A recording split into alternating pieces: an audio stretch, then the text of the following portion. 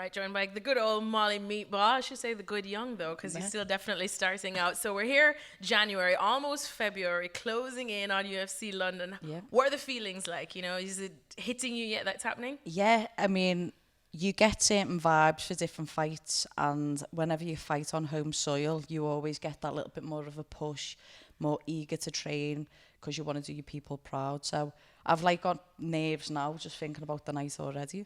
And you've fought at home a couple of times, you know, is that something that you like to continue, that it's, as I said, it must be extra special for you? Yeah, as an amateur, it was very rare that I got to fight at home.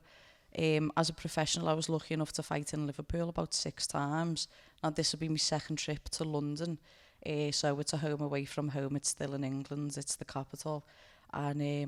And the crowd's absolutely amazing in the O2 on UFC London fight nights. I know, it must give you goosebumps just thinking of it now. So what's the preparations been like? Because just looking at and thinking of Ashlee, you know, we've seen a couple of comments as well. And of course, people say that, you know, she's right up there. She's going to be a difficult one, even though she does have to kind of bounce back from that loss. Yeah. So, you know, how are you viewing this? Is it like a challenge that you're just relishing?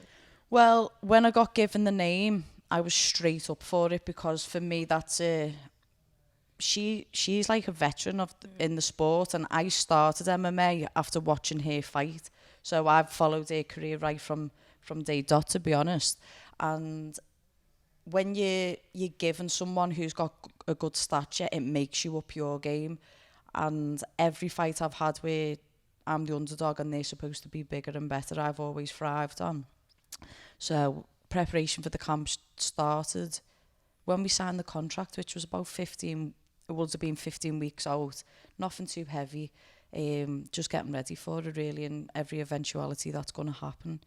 Now we're getting closer. It's 8 weeks on Saturday. The fun stuff is starting to happen now. So periodised training's a lot more rigorous, a lot more intense. But I'm just living my dream every day, to be honest. And what do you do, you know, like you said, now when it does get super intense, how do you deal with it? Because, of course, we've spoken to a number of fighters and they deal with it different ways. We spoke to someone that you probably know well, Darren Till, and he said he absolutely hated, at least at welterweight, when it came down there. He was just, you know, miserable trying to cut and whatnot. And now he is much happier, but it still does weigh on you. So what do you do to just keep that focus? Yeah, I mean, there was a time when I just got signed, when I lost my UFC debut and it was coming up to UFC London last time, my first win. I was like saying to my mum, this is too much. And she was kind of saying, like, if this isn't good for your mental health, I don't think that you can do it anymore. And I kind of said, like, the price of greatness is this. This is the thing that you have to do that no one else kind of can put up with. But I don't know, I visualise a lot, I meditate a lot, I focus on my breathing, I talk a lot. If I don't speak how I'm feeling, your nerves can eat you up. And it's a lot of pressure. People don't understand. You have pressure of being an amateur fighter and wanting to make it as a professional. And then as a professional, say when I was with Cage Warriors fighting for my first world title, that was like a different level of pressure. And then fighting in the UFC. I mean, I lost my debut in my hometown, so it can't get no worse than that. So now the only way is up, and that's where we've kind of gone. So with each fight, I've felt more I deserve to be here, and my training replicates that, and I know I'm more hardworking than anyone. So when you don't leave any stone unturned, it's a lot easier because you can be honest with yourself and be like, well, I know I haven't quit anywhere. So I'm not going to go in with a negative mindset. Whereas if you haven't, I've had one fight like that before and it didn't end well. So, and like I said, you still, you know, getting started, and you did, as you said, start in probably the worst possible way. You know, if you're losing in your hometown, it's so hard to, I'm sure, pick yourself up after that. But then, of course, you got that win last year around the same time that we're expecting UFC London to be this year. So what's been the biggest change or adjustment you think that you've made that probably you're proud of yourself for doing? After the loss, I invested a lot more of my time into areas I weren't comfortable with. So I've said it a million times, so to anyone listening, if it sounds the same, I'm sorry to repeat myself, but I done 100 days of jiu-jitsu, just jiu-jitsu. I didn't go and punch no one, I didn't spar, I didn't do anything other than my weaker area. I took my strength and conditioning, well, more my nutrition, a lot more serious. No Gregs.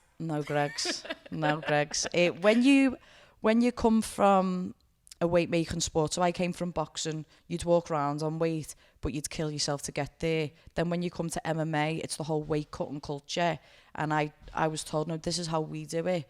And then I got to a level where it wasn't acceptable. I was doing too much, and instead of making sure I was really 100% on my diet, you give yourself a cheat meal or a chocolate bar here and there, and then in the end you put more stress on yourself to make the weight, and then the whole fight camp's about making weight. So the last 3 fights I've had, I haven't had to cut weight.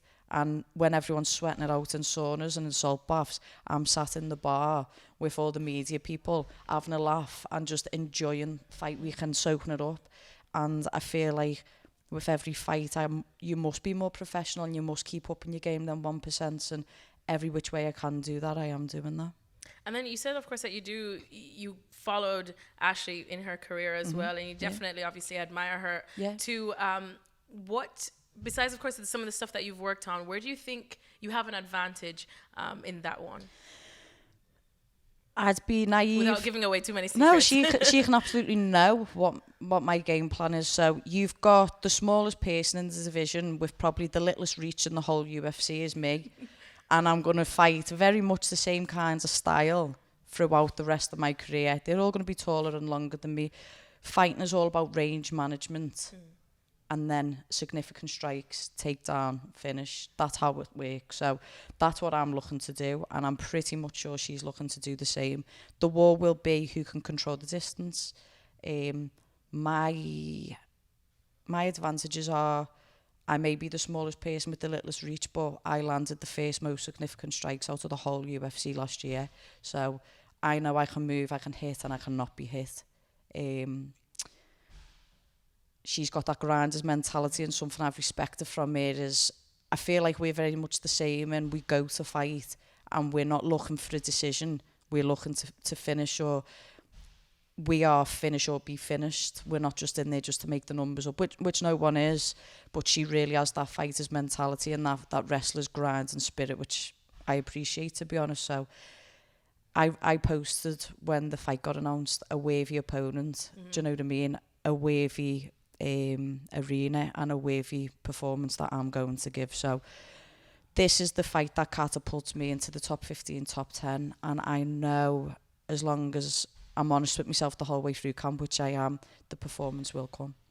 And then just touching on UFC London on a whole and just MMA on a whole, especially here in the UK, do you think that here in Britain it's probably at its best? Because I feel people are more excited about this one now. You're a huge part of it. You know, Darren Till, of course, had a bounce back. We spoke to Daniel Roberts as well the other day, and he's coming off a win. Leon's going to get back into a really good one as well. So is this probably the best time or the best moment in British MMA that we've seen? Yeah, Nathaniel Wood said this is the golden time, golden era of English MMA and British MMA, and I think it's just we finally got to that level where the Americans and the Brazilians were like 10 years ago, and I just think we've all worked so hard individually to get here, but now everyone's quite united, and there's not much people not really getting on, do you know what I mean? You might have Darren and Leon have that little here and there because they was both at the same weight class once, but I think that we're all quite positive, and I think because of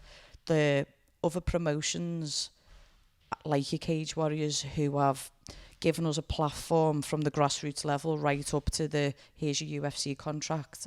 I think it's just, I don't know, we're all ready now, and it's that's exciting it, really. Times. Yeah. I know. Well, with that said, just looking, I know it's hard to look into the crystal future, ball and the future, but thinking 2 years from now, what is it you want? What you're aiming for? What's the big plan? I think my 5-year plan and goals when I got into the UFC was just to get to the belt as quick as possible, and then I think with the loss, the way I looked at my goals changed a little bit, and I think now it's each fight as it comes, with the end goal being the belt. So without disappointing myself, if I don't get it in 5 wins, then that's still okay. It might take 6, it might take 7, but my personal development and my growth and winning is all that's important right now. So I would like the belt in 2 years, but if it's there, it's there, and it should be there. But if it's not, I'll get it one day. Perfect. Thank you so much, Molly. All the best for that one. Hope to see man like Frank cheering you on Yeah. in London. You'll see him. I have me mate's got me the flag made. Did you see Frank's mad doing bits? So that'll be in the crowd. Oh, and if he's allowed to come to Fight Week, he'll be at Fight Week. Oh, bring him. Come I on. will. Thanks so much. Thank you.